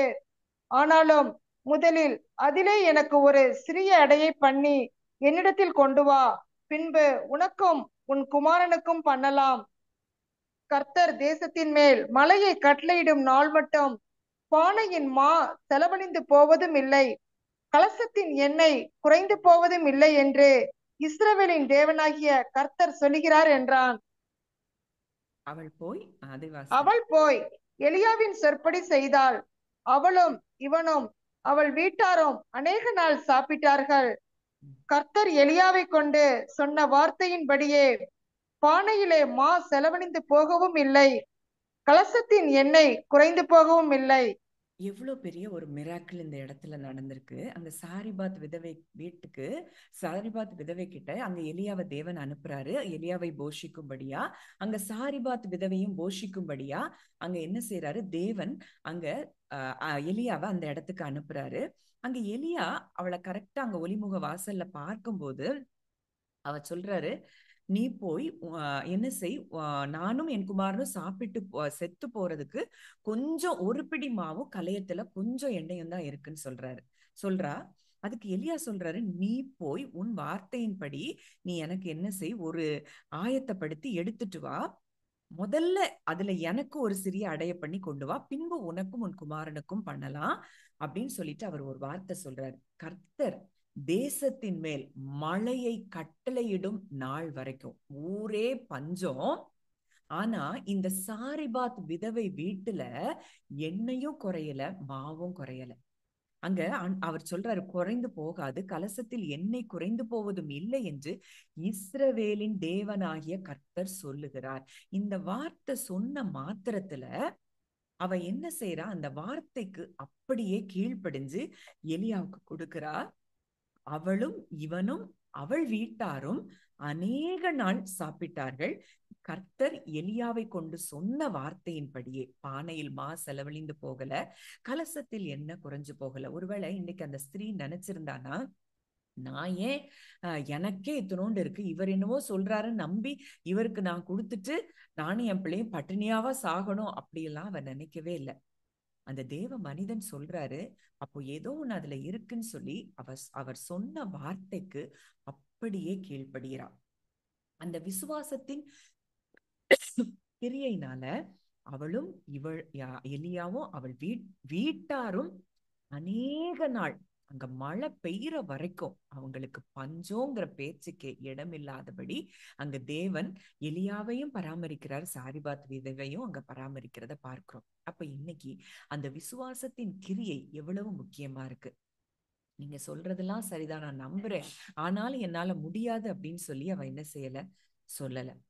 அதை அப்படியே கீழ்ப்படிந்து என்ன செய்யறா, ஏற்றுக்கொள்றா. சரி, இப்போ இன்னைக்கு நம்ம வாழ்க்கையில நம்ம எப்படி அவருக்கு விசுவாசத்தின் கிரியையை காட்ட முடியும்? வாசிக்கலாம், எபிரேயர் 13:15. தாங்கள் விட்டு வந்த தேசத்தை 13:15. ஆகையால் அவருடைய நாமத்தை துதிக்கும் உதடுகளின் கனியாகிய சோஸ்திர பலியை அவர் மூலமாய் எப்போதும் தேவனுக்கு செலுத்த கடவோம். அவருடைய நாமத்தை துதிக்கும் உதடுகளின் கனியாகிய ஸ்தோத்திர பலியை அவர் மூலமாய் எப்போதும் தேவனுக்கு செலுத்த கடவோம். இதுதான் இன்னைக்கு நம்ம செய்யக்கூடிய விசுவாசத்தின் கிரியை. எது எப்படி இருந்தாலும், என்ன எதிரா இருந்தாலும், எனக்கு ஒரு அப்பா இருக்கிறார், யெகோவா ஈரே எனக்கு இருக்கிறார், யெகோவா ரஃபா எனக்கு இருக்கிறார், யெகோவா ஷாலோம் எனக்கு இருக்கிறார், யெகோவா ஷம்மா எல் ஷடாய் எனக்கு இருக்கிறார் அப்படிங்கிற அந்த அவரை ரியலா பார்த்து நம்ம அவருக்கு என்ன செய்யணுமா, உதடுகளின் கனியாகிய ஸ்தோத்திர பலியை அவர் மூலமாய் எப்போதும் தேவனுக்கு செலுத்த கடவோம். இதுதான் இன்றைக்கு நம்முடைய விசுவாசத்தின் கிரியையா இருக்கணும் அப்படிங்கிறத பரிசுத்த ஆவியானவர் எனக்கு கற்றுக் கொடுத்தார். அப்போ இன்னைக்கு ஒருவேளை உங்க சூழ்நிலை எது எப்படியா இருந்தாலும் நம்ம என்ன செய்யணுமா, அதிகமா ஸ்தோத்திர பலிகளை, நன்றி பலிகளை நம்ம என்ன செய்யணும், செலுத்த ஆரம்பிக்கணுமா. அப்போ இது எதை வெளிப்படுத்துதுன்னா, இந்த ஸ்துதி அப்படிங்கிறது ஒரு பலி. இது என்ன செய்யுதுன்னா, நம்முடைய விசுவாசம் எப்படி இருக்கு, ஒரு இன்டென்ஷனல், நம்முடைய இன்டென்ஷன் எப்படி இருக்குதுங்கிறத நம்முடைய துதி என்ன செய்தான், வெளிப்படுத்தக்கூடிய காரியமா இருக்கு. ஒருவேளை நமக்கு அது நமக்கு நடக்கல, எப்ப நடக்கும்னு தெரியல, என்ன சூழ்நிலை எப்படியா இருந்தாலும் நம்ம இன்டென்ஷனலா நம்ம அவரை துதிக்க ஆரம்பிக்கும் போது நிச்சயமா நம்ம விசுவாசித்த காரியங்கள் என்ன செய்யும், நடக்க ஆரம்பிக்கும். அதனாலதான் தாவீது சொல்றாரு, கர்த்தரை நான் எக்காலத்திலும் ஸ்தோத்தரிப்பேன். எக்காலத்திலும்னா என்ன, அது கஷ்ட காலத்திலையும், சந்தோஷமான காலத்திலையும், சோர்வான காலத்திலையும், எந்த காலத்திலையும் நான் என்ன செய்வேன், அவரை ஸ்தோத்தரிப்பேன். அவர் துதி எப்போதும் என் வாயில் இருக்கும். அவர் அப்படி அந்த துதியில இருந்ததுனாலதான், அந்த துதியின் சந்ததியில இயேசு கிறிஸ்து என்ன செஞ்சாரு, பூமிக்கு வந்ததை நம்ம பார்க்கிறோம். இதுக்கு நல்லா நமக்கு தெரிஞ்ச சம்பவம் அப்போஸ்தலர் 16:25-26. அது நானே சொல்றேன். நமக்கு நல்லா தெரியும், நடுராத்திரியில அங்க பவுலையும் சீலாவையும் அடிச்சு கட்டி போட்டு வச்சிருக்கிறாங்க. ஜெபம் பண்ணி தேவனை துதித்து பாடினார்கள். ஒருவேளை அந்த அடி அடிச்சு ரத்த கலரியா இருக்கிறாங்க, ஆனா அந்த இடத்துல அவங்களால தேவனை துதிக்க முடியுதுன்னா எந்த அளவுக்கு அவங்களுக்கு தேவன் மேல அவ்வளவு ஒரு கான்பிடென்ட், ஃபெய்த் இருந்தது.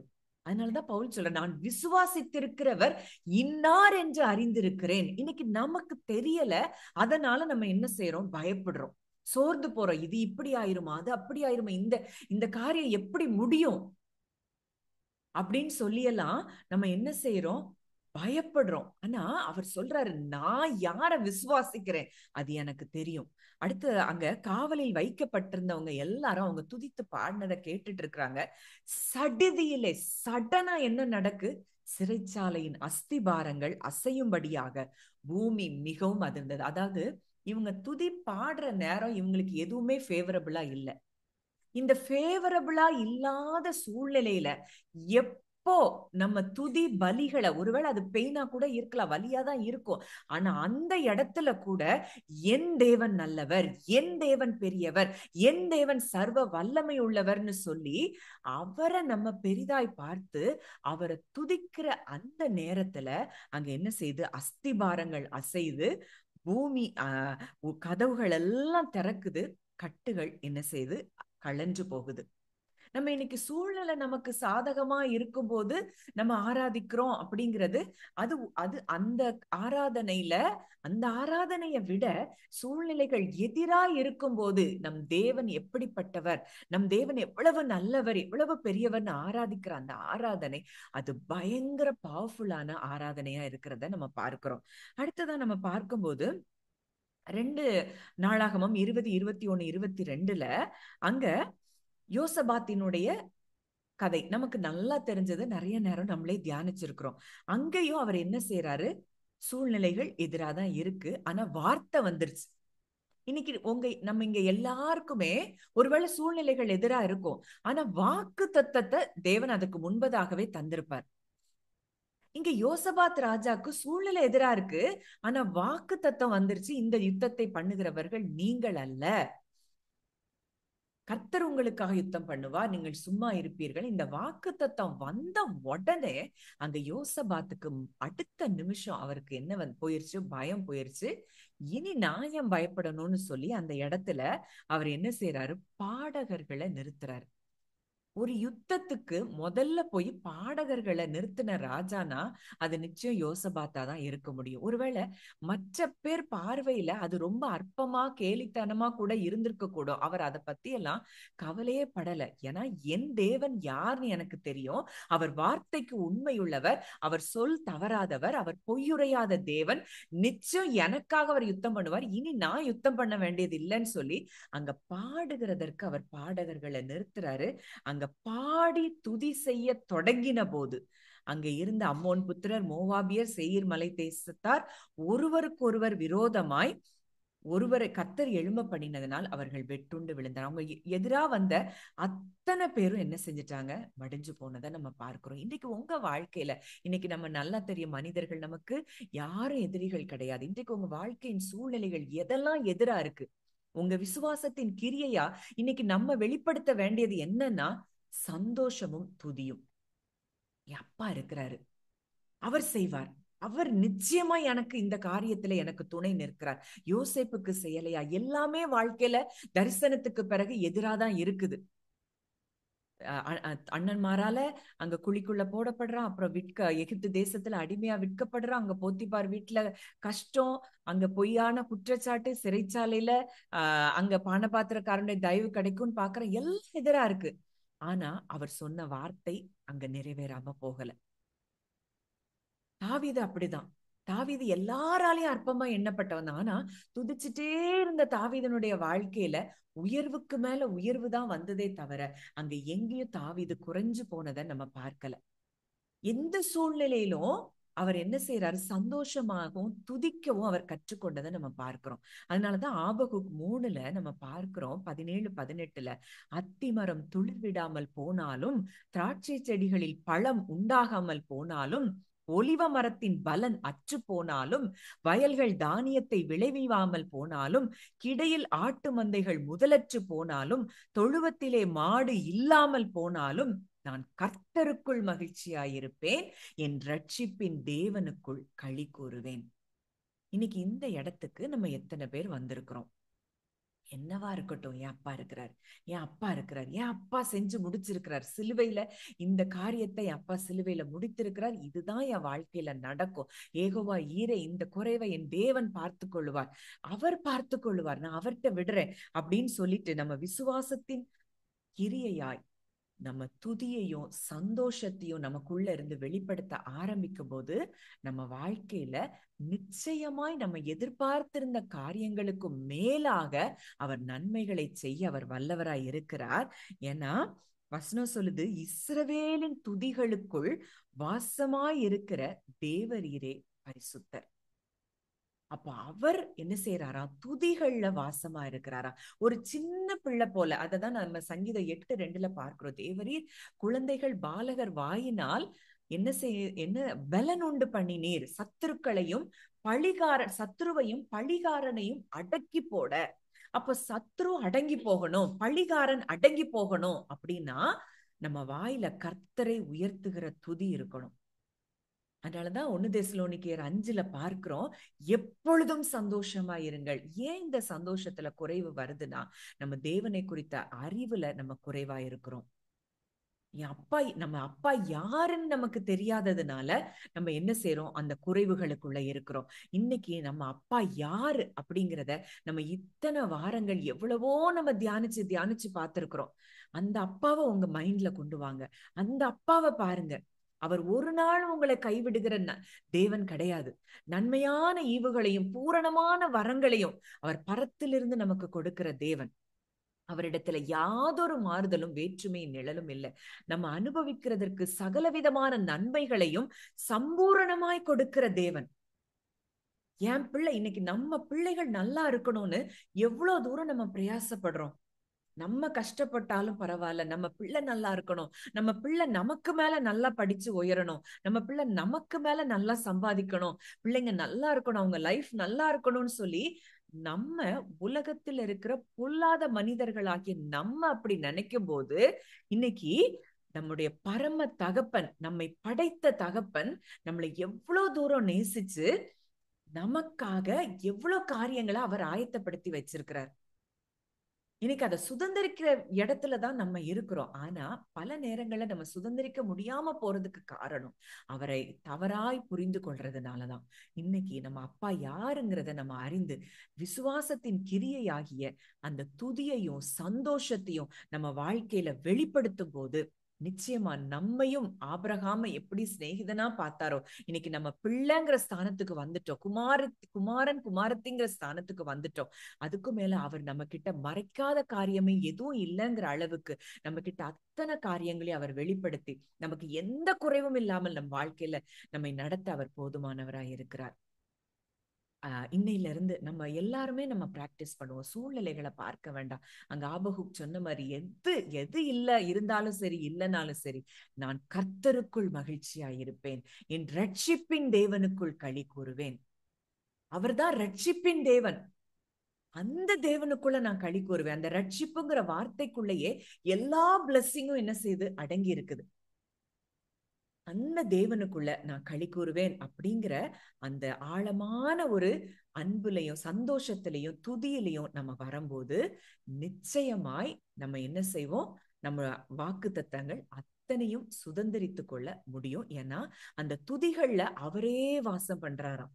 நம்ம துதிக்க ஆரம்பிக்கும் போதே அவர் அந்த இடத்துல என்ன செய்யறாரு, அந்த பிரசன்ஸ் அங்க கடந்து வருது. அந்த பிரசன்ஸ் வந்த இடத்துல கர்த்தருடைய ஆவியானவர் எங்கே உண்டோ அங்கே விடுதலை உண்டுன்னு சொன்ன மாதிரி, அவருடைய பிரசன்ஸ் இருக்கிற இடத்துல அங்க சந்தோஷம், பரிபூர்ண ஆனந்தம் இதுதான் இருக்குமே தவிர நமக்கு அதுக்கு மேல நம்ம வாழ்க்கையில கட்டுகளோ குழப்பங்களோ போராட்டங்களோ நிச்சயமாய் நீடிக்க முடியாது.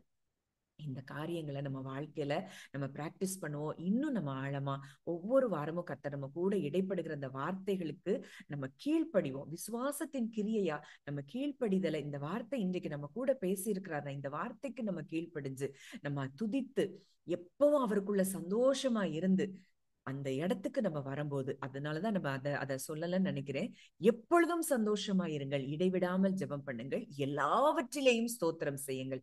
இதுதான் தேவனுக்கு சித்தமா இருக்குதாம். தேவனுக்கு சித்தம்னா இதுதான் அவருடைய சித்தம். எப்பொழுதும் சந்தோஷமா இருக்கிறது, இடைவிடாமல் அந்த இன்டிமசியில அவர் கூட இருக்கிற உறவுல இருக்கிறதும், எல்லாவற்றிலேயும் என்ன வந்தாலும் ஸ்தோத்திரம். இந்த காரியங்களை செய்யும் போது நம்ம வாழ்க்கையில ஒரு நாளும் ஒரு குறைவிற்கும் அங்க இடம் இருக்காது. கர்த்தர் நமக்கு ஒரு நிறைவான வாழ்க்கையை தான் தந்திருக்கிறாரு. நிறைவான அந்த அன்புல நம்ம வளரும் போது குறைவானவைகள் எல்லாம் என்ன செய்யும், ஒழிஞ்சு போயிடும். ஜெபிக்கலாம். நல்ல தகப்பனே, நன்றியோடு உம்மை துதிக்கிறோம், ஸ்தோத்தரிக்கிறோம் அப்பா. இந்த நல்ல நாளிலும் எங்களோடு கூட இடைப்பட்ட உம்முடைய வார்த்தைக்காக நாங்கள் நன்றி செலுத்துகிறோம் அப்பா. ஆண்டவரே, அன்றைக்கு பரிசுத்தவான்கள் தங்களுடைய விசுவாசத்தை கிரியைகளினாலே காட்டினதை நாங்கள் பார்க்கிறோம். உம்முடைய வார்த்தைக்கு அப்படியே அவர்கள் கீழ்ப்படிந்ததையும் அப்பா, ஆண்டவரே, எந்த விதத்திலையும் கர்த்தாவே அந்த வார்த்தையை சந்தேகப்படாமல் அப்படியே அவர்கள் ஏற்றுக்கொண்டதையும் பார்த்து அவங்க வாழ்க்கையில் செய்த நன்மைகளையும் நாங்க பார்த்தோம்ப்பா. ஆண்டவரே, இன்றைக்கு புது உடன்படிக்கையின் கீழே இருக்கிற எங்களுக்கு நீர் எல்லாவற்றையும் முடித்து விட்டீர். எல்லாவற்றையும் எங்களுக்கு எல்லா ஆசீர்வாதங்களையும் ஆண்டவரே எங்களுக்கு ஆயத்தப்படுத்தி வைத்திருக்கிறீர். எங்களை சகலவிதமான ஆசீர்வாதங்களினாலும் எங்களை ஆசீர்வதித்திருக்கிறீர் அப்பா. இந்த உணர்வோடு கூட நாங்கள் எப்பொழுதும் உம்மை துதிக்க எங்கள் விசுவாசத்தின் கிரியையை எங்கள் துதியின் மூலமாக, சந்தோஷத்தின் மூலமாக நாங்கள் வெளிப்படுத்த பரிசுத்தாவியானவர் எங்களுக்கு உதவி செய்யும்படியாய் நாங்கள் ஜெபிக்கிறோம். நம்பிக்கை பெருகும்படிக்கு ஆண்டவரே அப்பா, பரிசுத்தாவியானவருடைய பலத்தினாலே நம்பிக்கை பெருகும்படிக்கு, நம்பிக்கையின் தேவன் விசுவாசத்தினால் உண்டாகும் எல்லாவித சந்தோஷத்தினாலும் சமாதானத்தினாலும் உம்முடைய பிள்ளைகளாகி எங்களை நீர் நிரப்பும்படி நாங்கள் ஜெபிக்கிறோம் அப்பா. அப்படியே என் கர்த்தர் எங்கள் ஜெபத்தை கேட்டு பதில் கொடுக்கிறதற்காக நன்றி செலுத்துகிறோம். வந்திருக்கிற ஒவ்வொருவரையும் மனதார ஆசீர்வதிக்கிறேன். இதை யூடியூப்ல பின்பாக கேட்கிற ஒவ்வொருவரையும், அவர்கள் குடும்பங்களையும் ஆண்டவரே, இங்க வந்திருக்கிற ஒவ்வொருவருடைய குடும்பங்களையும் உம்முடைய பிள்ளையாய் நான் ஆசீர்வதிக்கிறேன். சுகம், சமாதானம், சந்தோஷம், நீடிய ஆயுசு நாட்கள் குடும்பங்கள்ல ஒவ்வொருவருக்கும் உண்டாகட்டும் என்று சொல்லி ஆசீர்வதிக்கிறேன். கர்த்தர் அப்படி ஆசீர்வதிக்கிறதற்காக நன்றி செலுத்துகிறோம். இயேசுவின் மூலம் கேட்கிறோம் ஜீவனுள்ள நல்ல பிதாவே, ஆமென். எதுவும் ஷேர் பண்ணுமா? டெஸ்டிமனிஸ் எதுவும் இருந்தா ஷேர் பண்ணலாம்.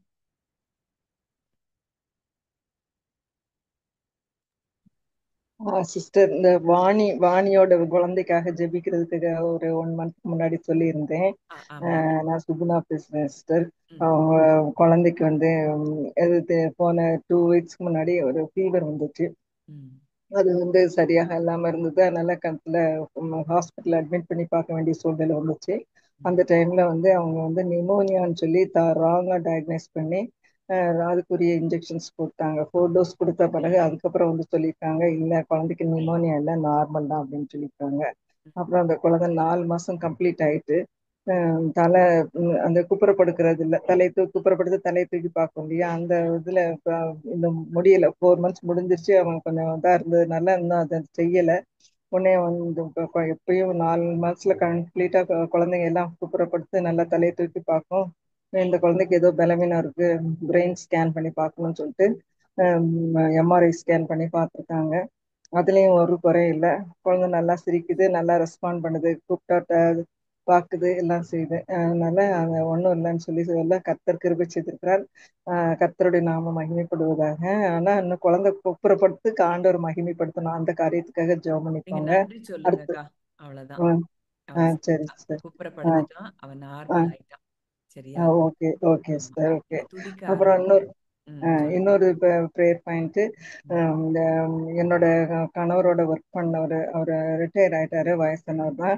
அவர் திடீர்னு கீழே விழுந்ததுனால அவங்களுக்கு வந்து சர்ஜரி பண்ணாங்க. நவம்பர்ல சர்ஜரி பண்ணாங்க. நான் அந்த ஜெபக்குறிப்பு கூட சொல்லியிருப்பேன்னு நினைக்கிறேன். ரஞ்சித் அவங்களுக்கு வந்து ம், சர்ஜரி பண்ணிட்டு அதுக்கப்புறம் அவங்களுக்கு நடக்கவே முடியல. அப்புறம் சுகர் வேற இருந்திருக்கு. அதனால அவங்க வந்து ரொம்ப சிக்கா இப்போ வந்து சளி வேற இருக்குன்னு சொல்லிட்டு மறுபடியும் டாக்டர் ஹாஸ்பிட்டல் அட்மிட் பண்ணியிருக்காங்க. சாப்பிட்டா லூஸ் மோஷன் போகுதாம். என்ன பிரச்சனைனே டாக்டர்ஸ்க்கும் கண்டுபிடிக்க முடியல. சும்மா ஹாஸ்பிட்டல் அட்மிட் பண்ணி அப்படி ஒரு 1 மந்த் கூட இல்லை, இல்லை 3 வீக்ஸ் கூட இல்லை. அப்போ இடையில கூட வந்து ஒரு 3 டேஸ் 4 டேஸ் அப்படியே அட்மிட் பண்ணி பார்த்துட்டு இருக்காங்க. அது பெர்மனண்டா கர்த்தர் வந்து பரிபூர்ண விடுதலை கொடுத்து அவங்களை எளிமை நடக்க பண்ணி ஆண்டோட நாமத்தை மகிமைப்படுத்தணும் சார். அதுக்காக ஜெபம் பண்ணிக்கோங்க. கண்டிப்பா ஜெபம் பண்ணுவோம். ஹைசந்த் தேங்க்யூ. அக்கா. அக்கா, அந்த பொண்ணு பேரு அவங்க அப்பா பேர் என்னக்கா சொன்னீங்க? தர்மராஜ் தானே? ஆமா, தர்மராஜ். ஆ, தர்மராஜ், ரஞ்சித். அவங்க ஹைசந்த் அக்காவுடைய நெய்பருடைய அப்பா. அவங்க அந்த பொண்ணுடைய அப்பாவுக்கு வந்து இந்தியால இருக்காங்க அவங்க. திடீர்னு ரொம்ப சிக்காயி ரொம்ப ஒரு கிரிட்டிக்கல் ஸ்டேஜ்ல இருந்தாங்க. கர்த்தர் கிருபையில இப்ப நல்லா இருக்காங்களாம். அவங்களுக்கும் ஒரு பரிபூர்ண சுகம். தர்மராஜ் அவங்களுக்கும் இப்போ சொன்ன அக்கா சொன்ன சுகுணா அக்கா சொன்ன அந்த ரஞ்சித் அவங்களுக்கும் ஒரு பரிபூர்ண சுகத்துக்காகவும் வேற எதுவும் ப்ரேயர் ரெக்வெஸ்ட் இருக்கா?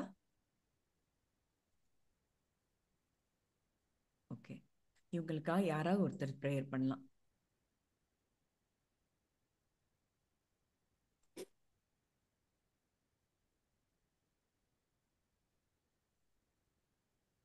மீனாக்கா ஜோம் பண்றீங்களா? அவங்க பேர் சொல்லுங்க சிஸ்டர். தர்மராஜ், அந்த ஹைசத் அக்கா சொன்னது, இவங்க சுகுணா அக்கா சொன்னது வந்து ரஞ்சித். Dharmaraj and Ranjith, right? ஆமா ஆமாக்கா. ஹல்லேலூயா, ஸ்தோத்திரிக்கிறோம், நன்றி செலுத்துகிறோம் ஆண்டவரே. இந்த வேளையில கர்த்தாவே, பூமியில இருவர் ஒருமனப்பட்டு ஜெபிக்கும் போது எங்க ஜெபம் கேட்கப்படுறதுக்காக நாங்க உண்மை ஸ்தோத்திரிக்கிறோம். நீர் எங்க மத்தியில இருப்பதற்காக நன்றி செலுத்துகிறோம் சுவாமி. அப்பா, உம்முடைய ஒரே பேரான குமாரனை இந்த உலகத்துக்கு அனுப்பினீர் ஆண்டவரே ராஜா. ஜீவ பலியாக அனுப்பினீர் ஆண்டவரே ராஜா. அப்பா, நாங்க பாவங்களுக்கு செத்து நீதிக்கு பிழைத்திருக்கும்படி கர்த்தர் தாமே எல்லாவற்றையும் சிலுவையில சுமந்தார் என்று வேதம் சொல்கிறபடி உம்முடைய தழும்புகளால நாங்க குணமானோம் என்ற வசனத்தை அப்பா உம்முடைய பிள்ளைகள் அப்பா பிரதர் தர்மராஜ் மீதும் பிரதர் ரஞ்சித் மீதும் நாங்க அனுப்புகிறோம் ஆண்டவரே ராஜா. அந்த சுகத்தை நீங்க கொடுத்துட்டீங்க. அந்த மேனிஃபெஸ்டேஷன் அந்த பிள்ளைகள் பார்க்க தேவன் தாமே ஆண்டவரே அவங்களுக்கு அந்த உணர்வுள்ள இருதயத்தை கொடுக்கும்படி நாங்க செபிக்கிறோம் ஆண்டவரே ராஜா. கர்த்தாவே, நீர் எப்படி அவர்களை பார்க்கிறீர் என்றால் சுகமாக பார்க்கிறீர் ஆண்டவரே ராஜா. பரிபூர்ண விடுதலை கொடுத்த தேவன் அந்த பிள்ளைகளுக்கு விடுதலையை அப்பா நீர் எப்படி பார்க்கிறீர் என்றால் அந்த பிள்ளைகளுக்கு சரீரத்துல எந்த ஒரு பாடும் இல்லாதபடி நீங்க பார்க்கிறீர் ஆண்டவரே. பரிபூர்ண சுகத்தை கொடுத்துட்டீர் சிலுவையில. அந்த பிள்ளைகள் ஆண்டவரே சிலுவையை நோக்கி பார்க்கிற அந்த கிருபையை கொடுங்க சுவாமி. நீங்க கொடுத்த அந்த விடுதலைக்காக நாங்க நன்றி செலுத்திக்கிறோம் ராஜா. அதி சீக்கிரத்தில் நாங்க கேட்க போற சாட்சிகளுக்காக நாங்க நன்றி செலுத்திக்கிறோம் சுவாமி. உம்முடைய திரு ரத்தத்தினால் இந்த பிள்ளைகளை நீர் கர்த்தாவே அப்பா மறைத்து கொள்ளும்படி நாங்க ஜெபிக்கிறோம் ஆண்டவரே ராஜா. ஒவ்வொரு அவயங்களும் கிறிஸ்துவின் வாழ்வு செயல்படுவதற்காக நாங்க ஸ்தோத்திரிக்கிறோம் ஆண்டவரே ராஜா. கர்த்தாவே, உம்முடைய சுவாசத்தை அந்த பிள்ளைகள் மீது ஊதி கொண்டிருப்பதற்காக நாங்க உண்மை ஸ்தோத்திரிக்கிறோம் ராஜா. யோவான் 14:19 சொன்னபடி because I live you shawl live also சொன்னீங்க ராஜா. கிறிஸ்துவின் ஜீவனுக்குள் உங்களுடைய ஜீவன் மறைக்கப்பட்டிருக்க வசனத்தின்படி அப்பா அந்த பிள்ளைகளோட ஜீவன் கிறிஸ்துவின் ஜீவனுக்குள் மறைக்கப்பட்டிருக்கப்படியால் உண்மை ஸ்தோத்திரிக்கிறோம் சுவாமி.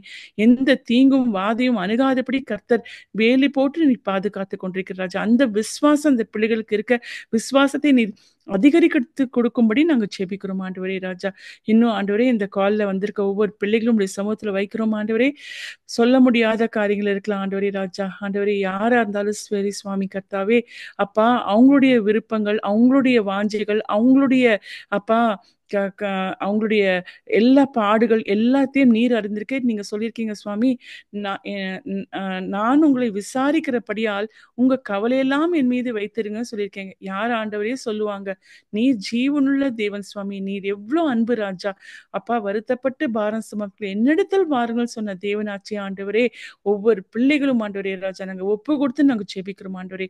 நீர் கொடுத்த சுகத்திற்காக ஸ்தோத்திரம் ஆண்டவரே. விடுதலைக்காக ஸ்தோத்திரம் ஆண்டவரே. டெலிவரன்ஸ்க்காக ஸ்தோத்திரம் ஆண்டவரே. நன்றியோடு ஸ்தோத்திரிக்கிறோம் கர்த்தாவே. இப்போ ஆண்டவரே 12th எக்ஸாம் எழுதுற ஒவ்வொரு பிள்ளைகள் மீதும் தேவனுடைய கனம் இருக்கும்படி நாங்க ஜெபிக்கிறோம். ஒரு ஸ்பிரிட் ஆஃப் ஃபியரை எடுத்து போடுங்க சுவாமி. பிள்ளைகள் போய் எழுத கர்த்தருடைய கிருபை அந்த பிள்ளைகளை வழிநடத்திடும். அதே போல திருத்துற பிள்ளைகள், அந்த பேப்பர்ஸ் திருத்துற பிள்ளைகள் மீதும் உங்களுடைய கிருபை இருக்கும்படி நாங்க ஜெபிக்கிறோம். ஏனோ தானோங்கிற திருத்தாதபடி ஆண்டவரே ராஜா அவங்களுடைய மனநிலை ஆண்டவரே ராஜா கர்த்தாவே ஒரு பீஸ்ஃபுல்லா இருக்க எல்லாத்தையும் நேர்த்தியா என் கர்த்தர் செய்து முடித்து விட்டீர் என்று நாங்கள் ஸ்தோத்திரித்து நன்றி செலுத்துகிறோம் சுவாமி. துதியும் கனமும் மகிமையும் ஆட்சியும் ஒருவருக்கே செலுத்துகிறோம். இயேசு நாமத்தில் பிதாவே, ஆமீன். டெஸ்டிமனிஸ் prayer request எதுவும் இருக்கா?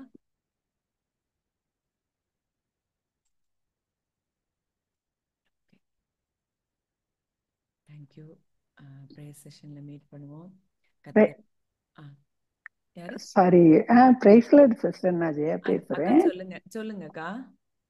Price lord. அண்ணன் சுப்பிரமணியன் அண்ணனுக்காக ஜெபம் பண்ணிக்கணும். அண்ணனுக்கு ஸ்ட்ரோக் வந்து ஆமா இப்போ 2வது தடவை கொஞ்சம் நான் லாஸ்ட் டைம் கூட நான் உங்கள்கிட்ட ப்ரேயர் ரெக்வெஸ்ட் கொடுத்துருந்தேன் கொஞ்ச நாளைக்கு முன்னாடி. ஜெபம் பண்ணி நம்ம காலில் ஜெபம் பண்ணோம். இப்போ வந்து அண்ணனுக்கு கொஞ்சம் உட்கார வைக்கிறாங்க. பிசியோதெரப்பி அந்த மாதிரி கொடுத்துட்டு இருக்காங்க. ஆனால் மெயினாக வந்து ஃபேமிலியில நிறைய பேர் சால்வேஷனுக்காக ஜெபம் பண்ணணும். பிரதர்ஸ் ஃபேமிலியில இன்னும் எல்லாருமே இன்னும் ரசிக்கப்படாம இருக்காங்க. ம், அந்த சால்வேஷனுக்காக ஜெபம் பண்ணிக்கணும். அண்ணனும் எழுந்து நடக்க அதுக்கு கர்த்தர் நான் விசுவாசிக்கிறேன். அந்த முடவனை தூக்கிட்டு போனாங்க அந்த ரூஃபை பிரிச்சு.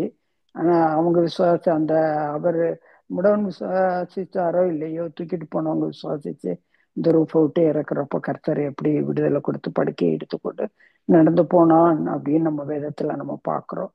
அதனால அதே மாதிரி நானும் விசுவாச அறிக்கை பண்றேன். அண்ணன் பேர் சுப்பிரமணியன். அண்ணனுக்காக ஜெபம் பண்ணிக்கங்க சிஸ்டர். கண்டிப்பா. தேங்க்யூ. தேங்க்யூ. தேங்க்யூக்கா. தேங்க்யூ. மெர்லின் ஜெபம் பண்றியாமா? பண்றேன்க்கா. கேக்குதாக்கா? கேக்குதுமா, கேக்குது. நன்றி தகப்பனே, நன்றி தகப்பனே. இந்த வேலையிலையும் ராஜா நன்றியோடு துதித்து சோஸ்தரிக்கிறோம் தகப்பனே. அப்பா, உம்முடைய ஆவியானவரே, உம்முடைய வார்த்தையை எங்களுக்கு கொடுத்ததற்காக நன்றி அப்பா. அப்பா, எங்களை அப்பா எல்லா காரியத்தையும் நான் பார்த்துக்கிறேன். நீ அப்பா துதிக்கிறதுக்கான துதிக்க மட்டும் செய். அந்த துதிக்கிறதும் அப்பா எங்களோட அப்பா அந்த பலனுக்காக தான் இசப்பா செய்ய சொல்றீங்க. நன்றி அப்பா, நன்றி அப்பா, கொடான கொடி நன்றி அப்பா. எத்தனையோ அற்புதங்களையும் அடையாளங்களையும் செய்த தேவாதி தேவனே உமக்கு கொடான கொடி நன்றி அப்பா. அப்பா, இப்பொழுதும் அப்பா அந்த அண்ணனுக்காக ஜெபிக்கிறோம் அப்பா. அப்பா, அவங்க சரியானதற்கு நன்றி அப்பா. அப்பா, எந்த சூழ்நிலையில இருந்து இப்ப தூக்கி எடுத்திருக்கிறீங்களே சப்பா, நன்றி அப்பா, நன்றி அப்பா. இந்த பலவீனத்திலையும் அவங்க இருக்க வேண்டிய அவசியம் இல்ல தகப்பனே. நன்றி அப்பா, அவங்க முழுவதுமா சுகமா ஆயிட்டாங்க சப்பா. நாங்க விசுவாசிக்கிறோம், ஒரு குடும்பமா விசுவாசிக்கிறோம் தகப்பனே. நன்றி அப்பா, நன்றி அப்பா. அப்பா, நாங்க பிசியோதெரபிஸ்டையோ யாரையும் நம்பல தகப்பனே, உண்மை நம்புறோம் தகப்பனே. அப்பா, உம்முடைய ஒரு டச் அப்பா, இப்போ நான் ஜீவனை பேசுறேன் அப்பா, வார்த்தையை அனுப்புறேன். உம்முடைய வார்த்தையை அனுப்பி சுகமளிக்கிற தேவன் தகப்பனே. அப்பா, அந்த சகோதரருக்காக உம்முடைய வார்த்தையை அனுப்புறேன் அப்பா. இந்த நிமிஷமே அப்பா அவங்க சுகமா அப்பா, ஒவ்வொரு நிமிஷமும் இனிமேல் அவங்க மேனிஃபெஸ்டேஷன் பார்க்க போறதற்காக நன்றி தகப்பனே. அப்பா, நீங்க சிலுவையில சுகத்தை கொடுத்துட்டீங்க சப்பா. அப்பா, அந்த குடும்பம் அப்பா உம்முடைய அப்பா அந்த ரட்சிப்புல மகிழ்ந்து தகப்பனே, உண்மையே அப்பா தெய்வமாய் ஒவ்வொருத்தரும் ஏற்றுக்கொள்ள போறதற்காக நன்றி தகப்பனே. அந்த சகோதரர் முழுமையாய் சுகம் கொடுத்ததற்காக நன்றி அப்பா. அவங்க எந்திரிச்சு நடக்க போறாங்க, யார் உதவியும் இல்லாம அவங்களோட வேலையை அவங்க செய்து பழையபடி அவங்களோட வேலை செய்ய போறதற்காக நன்றி, நடக்க போறதற்காக நன்றி அப்பா. அப்பா, மிராக்குலஸா அங்க நடக்க போறதற்காக நன்றி, இப்பொழுதே நடக்க போறதற்காக நன்றி அப்பா. உம்முடைய எலும்புகள் எல்லாம் விடுபட்டது தகப்பனே, அந்த மகனுக்காக தகப்பனே. அப்பா, அந்த மகன் அந்த சூழ்நிலையில இருக்க வேண்டிய அவசியம் இல்ல தகப்பனே. அப்பா, உம்முடைய ஜீவனை கட்டவிழ்க்கிறேன் தகப்பனே. நன்றி தகப்பனே, இயேசுவின் நாமத்தினாலே நான் கட்டவிழ்க்கிறேன் அப்பா. அந்த அப்பா இப்ப அவங்க அந்த அப்பா அவங்க அந்த சுகத்தை பார்த்து அவங்க வீட்டுல உள்ள ஒவ்வொருத்தரும் அப்பா உண்மை அப்பா இரட்சகரா ஏற்றுக்கொள்ள போறதற்காக நன்றி தகப்பனே. நாங்க அதை விசுவாசிக்கிறோம் தகப்பனே.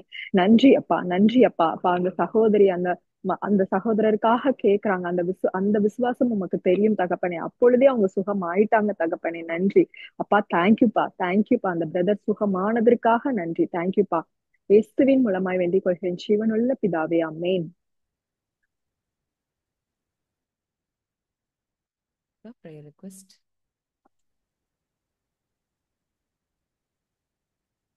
Okay, thank you. ப்ரேயர் செஷன்ல மீட் பண்ணுவோம். இந்த இந்த நாட்கள்ல நம்ம அதிகமா அவரை துதிக்க ஆரம்பிப்போம். சூழ்நிலைகளை பார்க்காதபடி அவருடைய வார்த்தையை அதிகமா எவ்வளவு தூரம் தியானிக்க முடியுமோ அவ்வளவு தூரம் தியானிச்சு அவருக்கு நன்றி செலுத்தவும் துதியிலையும் சந்தோஷத்திலையும் இருப்போம். சீக்கிரத்துல நமக்கு என்னென்ன வாக்கு தத்தங்கள் கொடுத்திருக்கிறாரோ அது எல்லாத்தையும் நிச்சயம் தேவன் நிறைவேற்றி தருவார். நம்ம எல்லாரையும் தேவன் இந்த இடத்துல சாட்சியா வைக்க போறார். அது மட்டும் அது ஆண்டவர் எனக்கு உணர்த்துற ஒரு காரியமா இருக்கு. நம்ம எல்லாருமே இங்க இருக்கிற எல்லாருமே நம்ம சாட்சி சொல்ல போறோம். கர்த்தர் அப்படி ஒரு ஆசீர்வாதங்களை நம்ம மேல ஊற்றி நம்மளை ஆசீர்வதிக்கிறார். தேங்க்யூ.